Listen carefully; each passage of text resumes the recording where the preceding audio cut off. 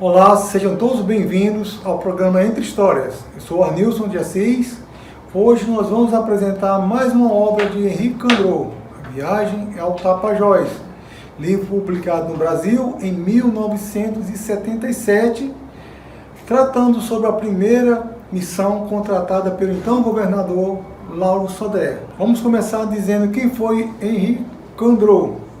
Henri Anatole Candroux nasceu no dia 6 de maio de 1859 em Sonnac, na França, e morreu no dia 10 de novembro de 1899, portanto, com 40 anos de idade, ao descer o rio Trombetas, na fronteira do Pará com o estado do Amazonas.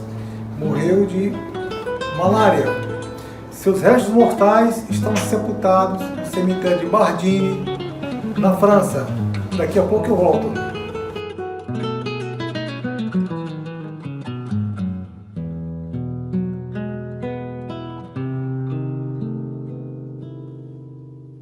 Hoje você vai conhecer a Corpo C aqui na Cidade Nova, na Avenida Najib Mutran, que fica em frente à farmácia Pague Menos. Estamos com a coleção cheia para você por aqui, a nossa bancada especial também com até 50% de desconto.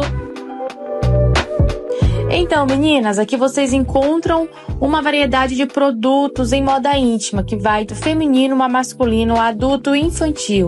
Tem também roupas moda praia. Além disso, temos descontos especiais que vai de 10% até 50% de desconto.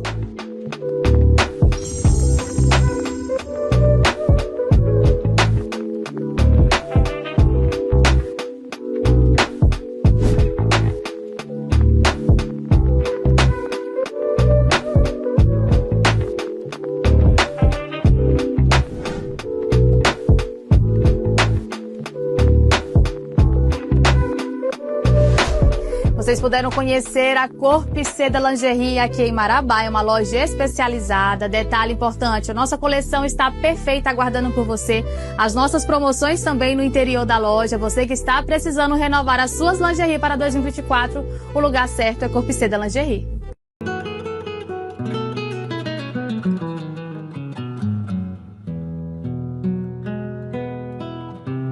Agora, sobre a viagem de Henri Candroux.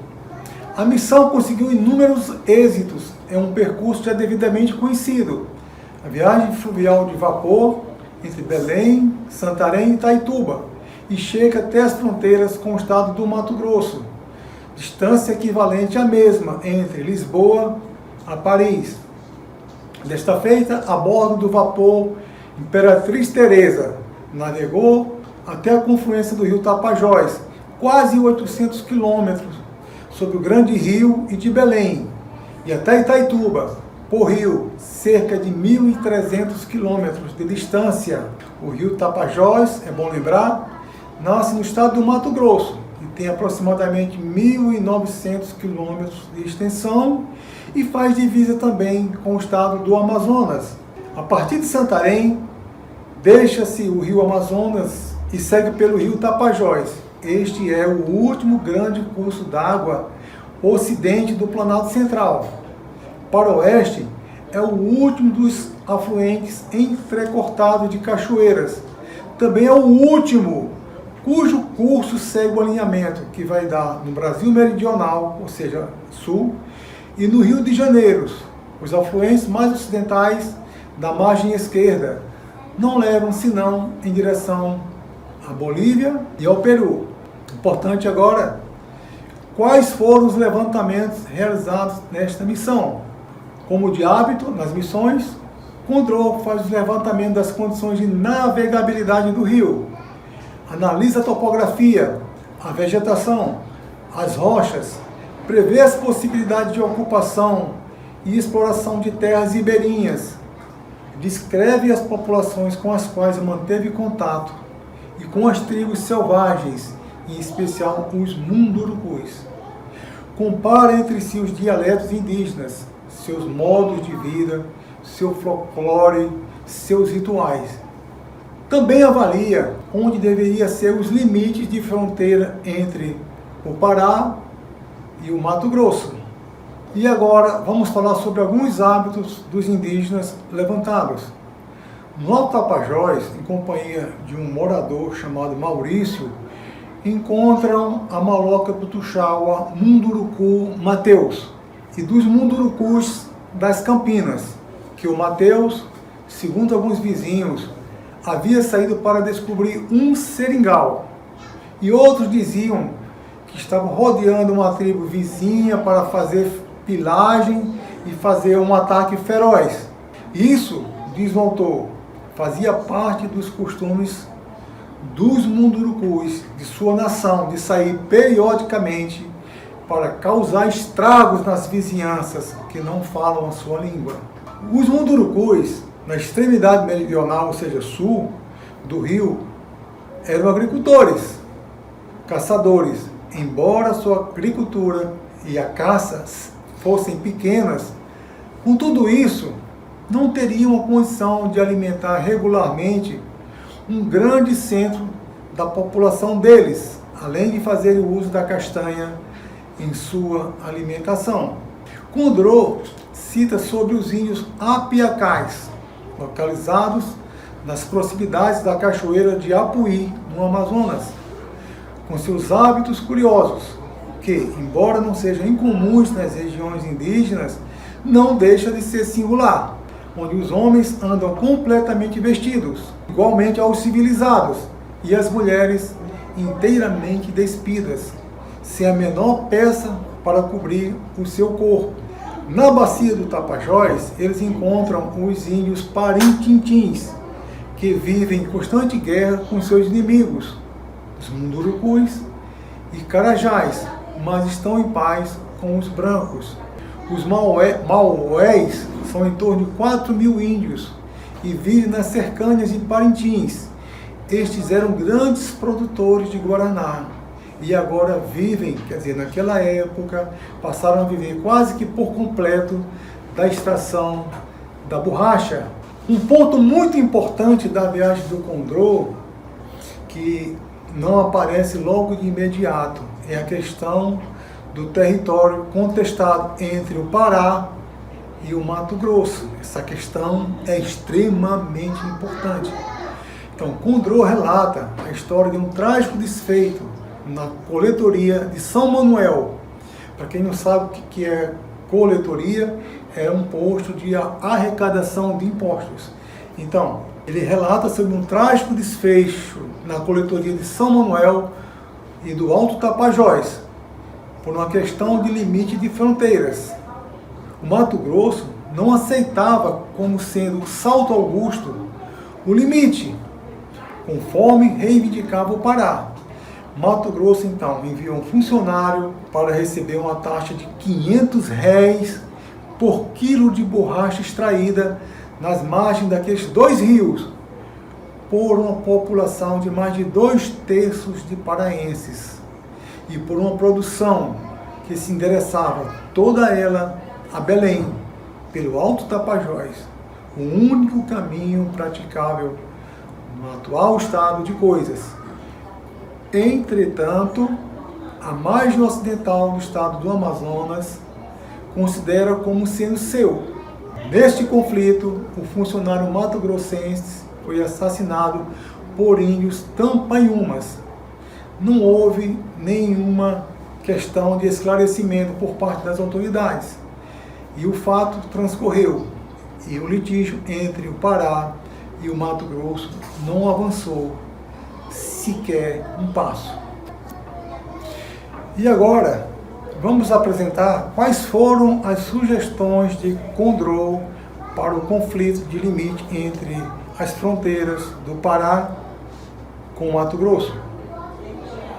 Usando um critério científico próprio, ele deixou de lado os documentos históricos existentes, que não eram da sua alçada, para adotar as conveniências geográficas. Para uma região em litígio entre dois estados na mesma federação, onde deverá se estabelecer o limite, definir um ponto de contato de dois meios climatológicos diferentes, e que cada um desses meios, conquanto sejam ambos povoados pela mesma raça, constituem um subgrupo étnico distinto. Se, além do mais, a partir deste ponto, todos os interesses econômicos da região dirigem-se, por exemplo, os do lado norte para o mercado setentrional e os do lado sul para o mercado meridional, é por este ponto que deve passar o que em linguagem moderna se pode chamar de um limite ideal. Ora, o ponto em questão existe, de fato, no Alto Tapajós, e tal ponto, segundo Condorcet, é o Salto Augusto. Então, Condorcet estabeleceu 3 critérios distintos. Primeiro, critério da fronteira climatológica. O Salto Augusto situa-se no limite extremo do Alto Platô Mato-Grossense. Cai em uma nova terra, no caso, Amazônia Paraense.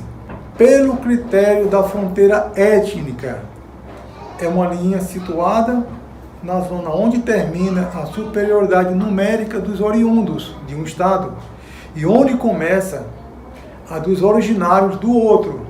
E de acordo com as últimas avaliações oficiais daquele tempo, Mato Grosso tem para seus 1.390 km², 100 mil habitantes. E o Pará, 1.070.000 km², 500 mil habitantes. O que mostra ser este último, levando em conta as superfícies 8 vezes mais densamente povoada do que o Mato Grosso. Condorcet argumenta finalmente que nestas condições seria difícil admitir a priori que seja este estado de Mato Grosso 8 vezes menos densamente povoado que o do Pará, o que tenha povoado contestado entre ambos. No Tapajós havia cerca de 200 casas nas suas margens, não havendo, portanto, uma única casa de um mato-grossense. E quanto aos 3.000 civilizados da bacia do Tapajós, de Salto Augusto a Itaituba, incluindo os afluentes da esquerda e da direita, todos paraenses, maranhenses ou cearenses, todos eles trabalhando para e pelo Pará. Enfim, ainda sobre litígio de fronteira com a Guiana Francesa. Eis aqui uma outra coisa muito importante que trata a obra sobre a viagem ao Tapajós, limite de fronteiras com a Guiana Francesa. No episódio anterior, a gente viu que Condorcet trabalhou a partir de 1881 para o governo francês, na Guiana Francesa, Cayena, onde ele explorou por várias vezes os rios amazonenses, rios do Brasil e regiões também do Amapá. Então, havia esse segundo conflito, segundo contestado, primeiro paraense, do Tapajós. O mais conhecido destes é que era o que havia com a Guiana Francesa. E este também envolvia as terras do Amazonas, uma do norte entre os rios Trombetas e Amundá, outra nas alturas do Tapajós e do Alto Tapajós. Então, nessa questão, a França queria anexar o Amapá à Guiana Francesa. E, por fim, com o estado do Mato Grosso, mencionado anteriormente. A sua viagem se encerra com a sua chegada no Porto de Belém no dia 7 de janeiro de 1896, ao meio-dia. Então, só para vocês terem uma ideia, essa questão do Amapá foi resolvida a favor do Brasil pela Comissão de Arbitramento de Genebra, em 1º de dezembro de 1900. E a questão com a Guiana Francesa? Eu volto já.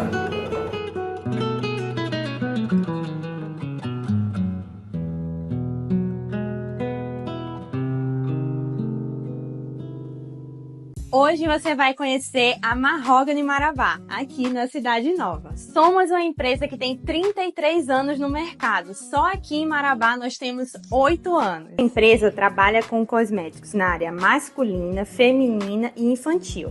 Temos também os produtos dermo, capilar e para casa. Aliás, para deixar seu ambiente com um cheiro agradável e mais elegante. Estamos localizados na Cidade Nova, próximo a Carmen Stephens, ao lado da padaria Holidays.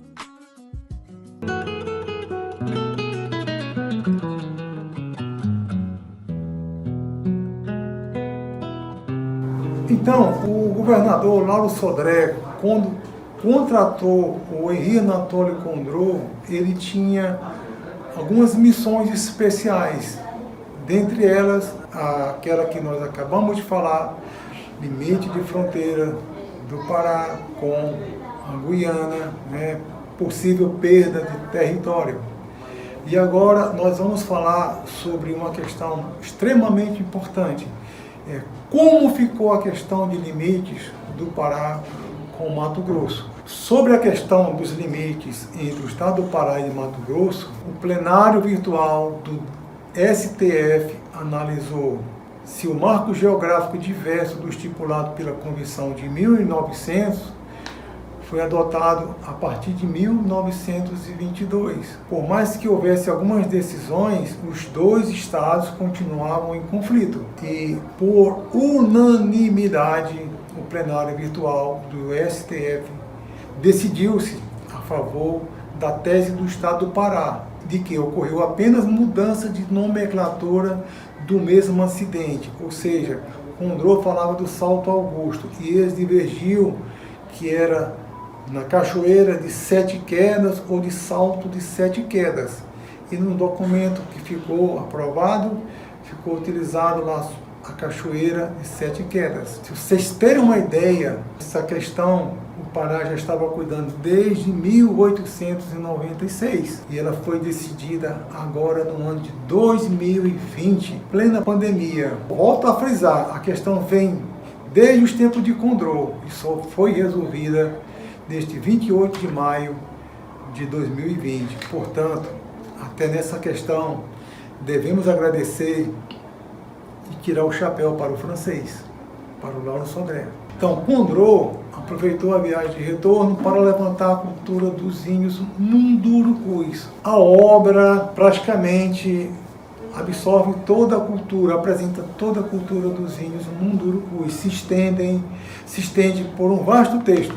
Mas, enfim, o autor, em seu retorno, aproveita a ocasião para conhecer em profundidade a nação mundurucus, conhecida como bárbaros, que faziam suas guerras com a finalidade de fazer cativos, que eram tratados na tribo como os próprios mundurucus. E entre as principais vítimas estavam os parentins.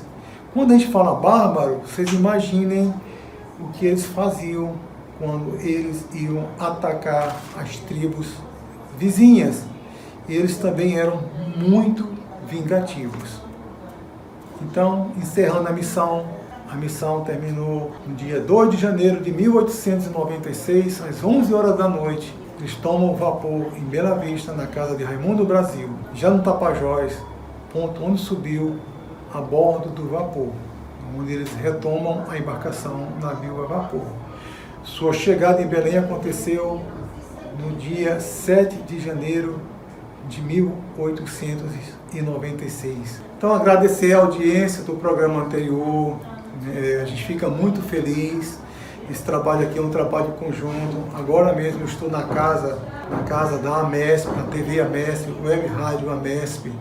Então, estou aqui no estúdio da Amesp, muito feliz fazendo esse programa e não poderia deixar de parabenizar o trabalho que a Amesp fez acerca da transmissão do jogo do Águia versus Curitiba. Nossa, que alegria, hein? E vocês sabem o que a Amesp alcançou com essa transmissão? O Brasil inteiro estava assistindo a Amesp. Temos que parabenizar essa equipe, a Amesp TV, a Amesp Web Rádio, a equipe Lucas, o Máquina, o Eliomar, Santino, todos que compõem esse trabalho belíssimo. Parabéns à MESP. Só lembrando para vocês que não esqueçam de assistir a TV AMESP, nossos programas. Na segunda-feira, programa do Chaves Boleiro. Na terça-feira, programa da Elô Menezes. E quarta-feira, Entre Histórias. E na quinta-feira, ou em um dia depois, de acordo com a conveniência, porque agora o Águia está bombando, o Resenha Podcast do nosso mestre Eliomar Pereira. Então, convido todos, assistam nossos programas, valorizem a cultura de Marabá. Então, encerrando, pediria que vocês se inscrevam, compartilhem, curtam, deixem suas críticas, as suas sugestões, coloque o que vocês acham que pode acontecer. Então, no episódio de hoje, nós trabalhamos a viagem de Condro ao Tapajós. Eu amei ler essa obra por 3 vezes para trazer esse conteúdo aqui. Espero que na próxima, aí sim, fazer a apresentação da viagem de Condro, a viagem que ele fez a Itaboca e ao Itacaiunas. Tá? Lembrando que a gente também agradece, além daqueles que nos assistem, aqueles que nos apoiam, nossos anunciantes, nossos patrocinadores. Eu só posso deixar aqui a minha gratidão a todos que contribuem com esse trabalho de levantar a cultura marabaense. O surgimento de Marabá possibilitou o surgimento de inúmeros municípios no seu entorno. Não se esqueçam disso. Até o nosso próximo episódio. Um abraço.